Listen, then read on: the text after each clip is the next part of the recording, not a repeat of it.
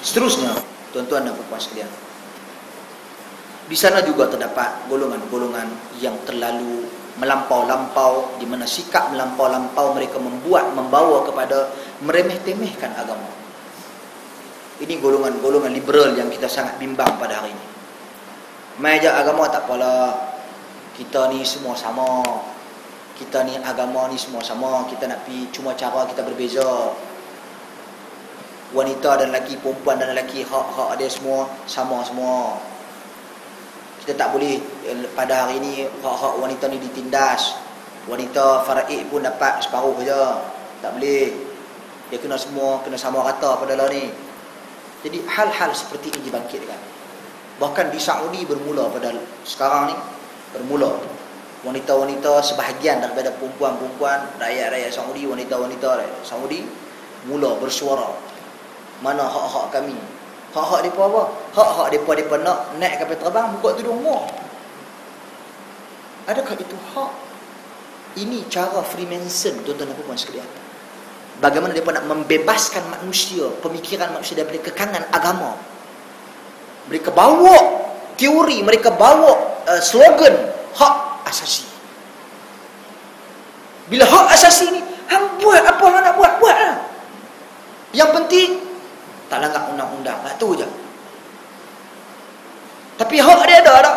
Hak dia tak nak tutup aurat, ikutlah.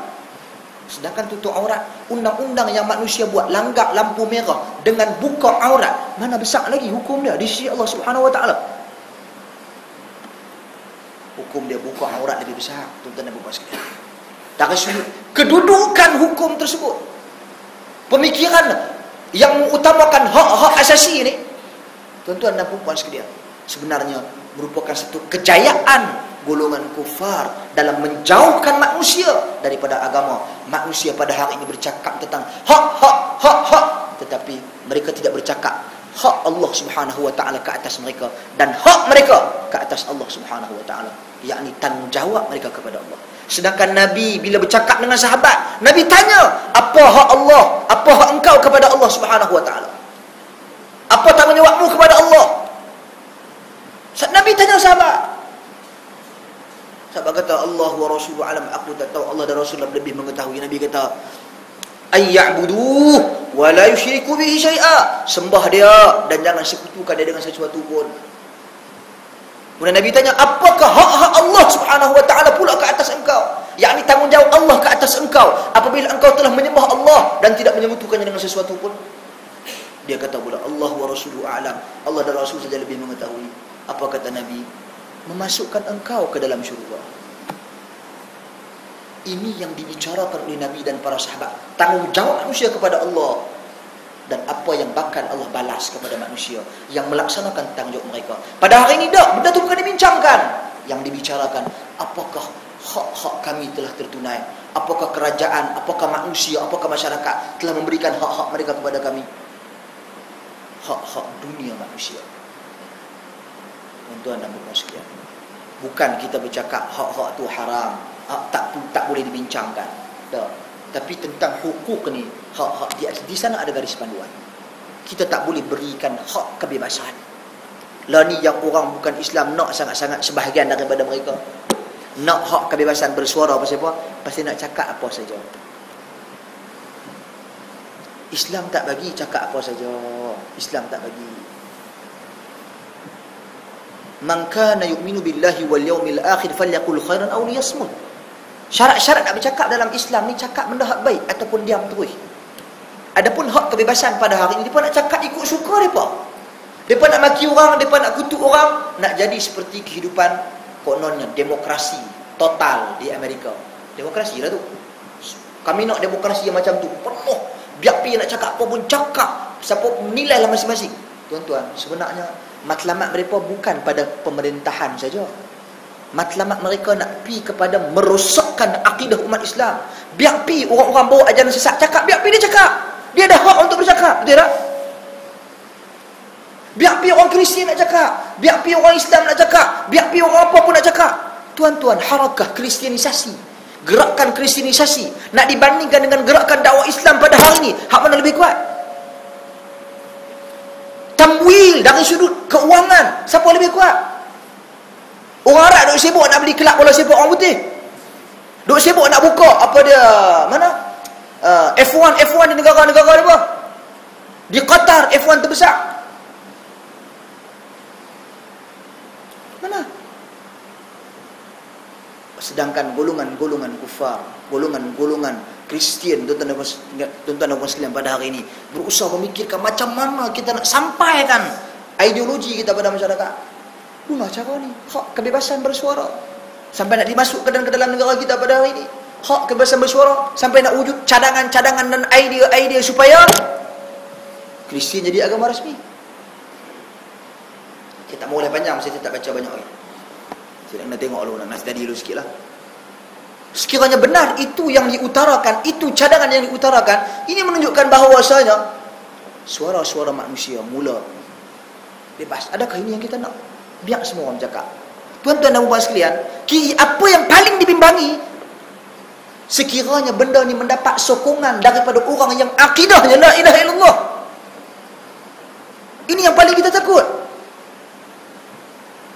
Satgi bukan mesti masa dia duduk tepi sorang-sorang, dia kata, biar pergi kat mereka. Apa masalahnya? Mereka nak buat lagu tu. Mungkin itu idea mereka, mungkin itu cadangan mereka, mungkin kita orang Islam kita kena kuatkan lagi lah. Duk kena kuatkan lagi. Surau pun sebagai ya. Ini benda-benda yang perlu kita muhasabah, tuan-tuan dan puan sekalian. Jadi ini sikap golongan yang melampau-lampau dalam meremeh-temehkan agama. Ini satu kejayaan golongan-golongan kufar dengan slogan mereka, hak asasi manusia. Sangat-sangat bahaya, tuan-tuan dan puan sekalian. Sebab tu Syiah pandai. Syiah dia tak pergi kat jabatan agama. Dia tak pergi bersembang dengan menteri agama. Dia pergi suhakam. Nak menuntut hak-hak asasi dia. Hak-hak kami beragama. Hak-hak kami untuk mempraktikkan agama. Hak-hak kami untuk beramal dengan agama. Kesukaan kami. Ini yang mereka nak, tuan-tuan dan puan sekalian. Bayangkan, a'udzubillah, kita minta jauh daripada Allah, minta jauh kepada Allah Subhanahu wa taala daripada perkara-perkara seperti ini. Sekiranya berlaku suatu masa, tuan-tuan dan puan sekalian, apabila kesemua manusia bebas bercakap, Syiah bebas menggerakkan dakwah dia. Tuan-tuan, tadi saya di airport, saya bercakap, sempat berbual dengan seorang daripada Wizarah Dakhiliyah, daripada Kementerian Dalam Negeri Saudi, di mana mereka berdasarkan kajian mereka, universiti di Qum, Iran ni Qum, mereka mula membuka universiti mereka untuk pelajar-pelajar luar negara, mula terima masuk. Bukan sikit-sikit, tahun ini saja dia ambil daripada Afrika 10,000 orang pelajar ambil masuk. Pasal apa? Pasal mereka nak sebarkan ideologi mereka. Mereka pandai. Mereka nak sebarkan ideologi mereka. Jadi sekiranya berlaku keadaan-keadaan seperti ini, kita perlu bergerak. Pertama sekali, gerakkan dakwah Islam satu. Kedua, perlu disekat apa yang perlu disekat. Tak boleh nak kata nak bebas, nak terbuka, biar masyarakat berfikir, biar masyarakat menilai. Tuan-tuan, berapa orang yang nak menilai, berapa orang yang nak berfikir, berapa orang yang buka internet, buat kajian, buat analisa, dan berapa orang yang duduk depan TV, tengok aja pada depan TV. Purata, peratusan kita pun tak tahu. Buktinya, kesannya kita boleh lihat dalam gerakan dakwah Islam di tanah air kita sendiri. Bagaimana gerakan dakwah Islam pada hari ini? Apa yang kita buat? Kesemua majlis-majlis Islami kita, kebanyakannya berasaskan hari-hari tertentu, hari-hari kemuliaan dalam Islam, Ma'al Hijrah, Maulid Nabi. Ini seolah-olah kita tak memasyarakatkan Islam, tak bawa Islam tu dalam masyarakat. Letakkan Islam pada hari tertentu, letakkan Islam pada tempat tertentu. Yang ini di masjid, di surau ya. Sedangkan kalau kita pergi di luar sana, contoh di China ke, ataupun kita pergi ke negara-negara barat, di Amerika, di UK, pusat-pusat Islam mereka, Tuan-tuan dan puan-puan, pusat Islam ada hotel. Buat ada hotel, tempat penginapan. Di pusat Islam ada cyber cafe. Di pusat Islam ada tempat futsal. Azan tutup. Mereka bermasyarakat. Memasyarakatkan Islam tu sendiri, membudayakan Islam tu sendiri. Berhenti main bola, tutup semua, masuk main bola, masuk sembahyang, saya keluar balik. Ini suasana yang kita nak memasyarakatkan Islam. Bila Islam tu tidak dimasyarakatkan, yang nak dimasyarakatkan adalah ideologi politik kepartian masing-masing, dia jadi kecenderungan manusia banyak kepada kepentingan mereka daripada kepentingan agama itu sendiri. Wallahu a'lam.